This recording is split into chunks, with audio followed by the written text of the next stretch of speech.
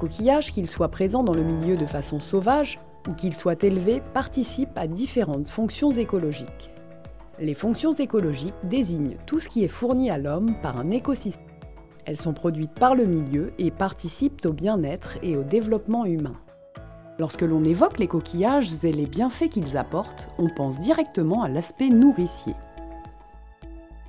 En effet, les coquillages sont élevés pour la consommation humaine. Ce sont des aliments présentant de forts intérêts nutritionnels. Ils sont riches en nutriments et sources de protéines. De façon évidente, la conchiliculture est aussi une activité créatrice de richesses économiques et sociales. Il faut souligner que la conchiliculture est un élevage singulier qui s'effectue en milieu ouvert. On ne nourrit pas les coquillages. Leur croissance dépend directement de la richesse du milieu en microalgues, le phytoplancton et le microphytobenthos. On ne les soigne pas non plus. Leur bonne santé et leur croissance sont très fortement dépendantes de la qualité environnementale des écosystèmes littoraux. Aussi, l'ostréiculteur joue un rôle de veille en observant quotidiennement la qualité du milieu.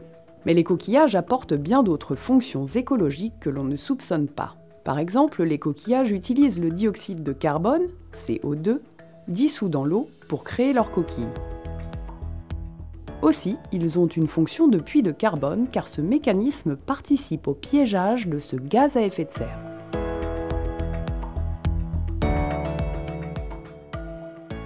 « 100 g de coquillage fixe 12 g de carbone.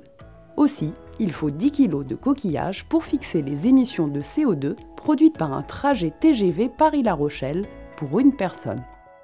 Les coquillages participent également à une amélioration de la qualité des eaux, en régulant la charge de nutriments présente dans les écosystèmes côtiers.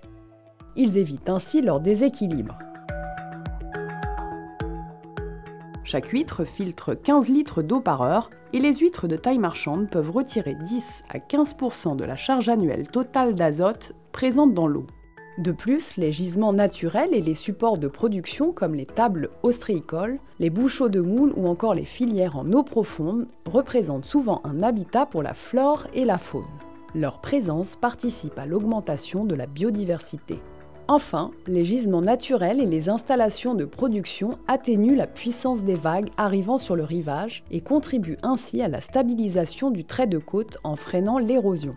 Leur présence participe à la protection des habitats plus en amont, tels que les marais salés.